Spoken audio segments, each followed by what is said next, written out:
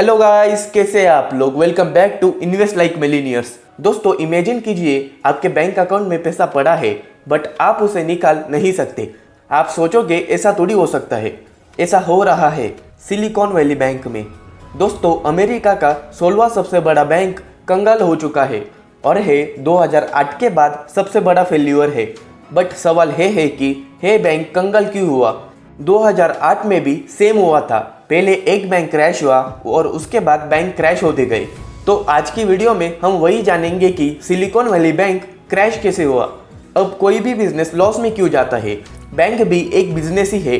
Short में समझते हैं बैंक पैसे कैसे कमाता है। फर्स्टली, बैंक आपसे डिपॉजिट लेता है। जिसने सेविंग अकाउंट खुलाया और आपके जैसे बहुत लोग होते हैं जिनसे डिपॉजिट लेते हैं।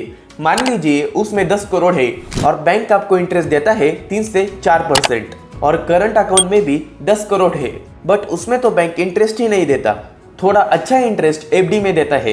तो जो पैसे बैंक के पास जमा हुए हैं उन पैसों को बैंक क्या करता है, लोन पर दे देता है। और लोन देते हैं ज़्यादा इंटरेस्ट में, मीन्स 12 या 14% इंटरेस्ट। बैंक हमको देता है सेविंग अकाउंट में 3 से 4% इंटरेस्ट, एफडी में देता है 6 से 7% इंटरेस्ट और करंट अकाउंट में तो इंटरेस्ट ही नहीं देता।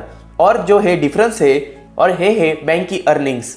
अगर बैंक लोन नहीं देता तो वो इन्वेस्ट करके 2 से 4% कमा लेते हैं। तो ऐसे कमाता है बैंक पैसे। अब सिलिकॉन वैली बैंक के साथ क्या हुआ कि सिलिकॉन वैली जो बैंक है वो स्पेशली स्टार्टअप्स के लिए खोला है। मतलब स्टार्टअप्स को ही फंड करता है या फिर स्टार्टअप्स को ही लोन देता है। अब इनके डिपॉजिट्स आएंगे स्टार्टअप से। अब एक स्टार्टअप ने फंड रेज किया। अब जितना फंड लिया है वो एक टाइम पे तो खर्च नहीं करेगा, टाइम पर पैसा लेगा। तो बाकी के जो बचे हुए फंड्स है वो कहाँ रखेंगे, इनके पास डिपॉजिट रखेंगे। अब 2020 में क्या हुआ, बहुत से स्टार्टअप्स को फंडिंग मिली तो उन्होंने भी इसमें डिपॉजिट किया।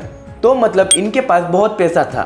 बट प्रॉब्लम कहाँ पे हुआ, जो डिपॉजिट किए हैं उनको तो पैसा वापस देना है बट अब बैंक पैसे कैसे कमाएगा, लोन दे के। बट स्टार्टअप्स तो ज़्यादा लोन लेते ही नहीं क्योंकि वो इन्वेस्टर से पैसा लेते हैं या फिर आईपीओ कर लेते हैं। सिर्फ थोड़े बहुत लोन लेते हैं। तो इनके पास डिपॉजिट्स थे 211 बिलियन, उसमें से सिर्फ 74 बिलियन लोन पे दिए थे। तो अर्निंग तो कम होगी। बट अब अर्निंग कैसे करेंगे। उन्होंने क्या किया, ज़्यादातर पैसा गवर्नमेंट के बॉन्ड्स में लगाया जिनकी मैच्योरिटी थी 30 साल। अब प्रॉब्लम कहाँ पे हुआ, एक टाइम पे ज़्यादातर स्टार्टअप्स लॉस करने लगे तो इनको इन्वेस्टर से पैसा मिलना बंद हो गया। और स्टार्टअप्स लोन क्यों नहीं लेते, क्योंकि इंटरेस्ट रेट बहुत हाई हो चुका है। मींस उनको लोन लेना नहीं है और फंडिंग मिल नहीं रही। तो इनके पास सिर्फ एक ऑप्शन था, जो पैसे बैंक में डिपॉजिट किए हैं उनको निकालना। और सब चले गए बैंक के पास। अब इतना पैसा बैंक के पास तो है ही नहीं और जो लोन पे दिया है वो तो एक साथ पूरा आएगा ही नहीं, थोड़ा थोड़ा मंथली आएगा। तो इनके पास सिर्फ एक ही ऑप्शन बचा था कि जिधर पैसा इन्वेस्टमेंट किया है उधर से निकाल ले। बट जो पैसे मार्केट में लगाए थे वो चल रहे थे नेगेटिव में। मींस उन्होंने इन्वेस्ट किए थे 91 बिलियन बट उसकी करंट वैल्यू चल रही थी 76 बिलियन, मींस 15 बिलियन का लॉस। बट लोग तो पैसे मांग रहे थे, इनके पास तो देने के लिए थे ही नहीं। तो इन्होंने क्या किया, 21 बिलियन का इन्वेस्टमेंट बेच दिया और इसके ऊपर इनको 1.8 बिलियन का लॉस पड़ा।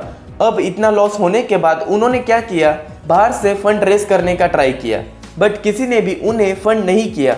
और जिन्होंने भी डिपॉजिट किए हैं वो तो पैसे मांग रहे थे और एक साथ सब डिपॉजिटर्स बैंक के पास पैसे निकालने चले गए और इससे बहुत बड़ा प्रॉब्लम हो गया। और है देख के DEPI, department of financial protection and innovation ने इस बैंक को बंद करवा दिया और कहा जिसका भी जितना भी पैसा बाकी है उनको बाद में हिसाब करके दे देंगे।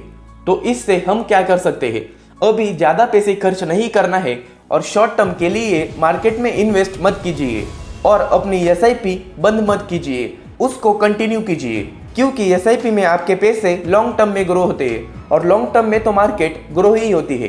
तो दोस्तों, है थी स्टोरी सिलिकॉन वैली बैंक की। फाइनली, अगर आपको वीडियो अच्छा लगा तो लाइक कीजिए और ऐसे ही फाइनेंशियल वीडियोस देखने के लिए चैनल को सब्सक्राइब और पेज को फॉलो कीजिए।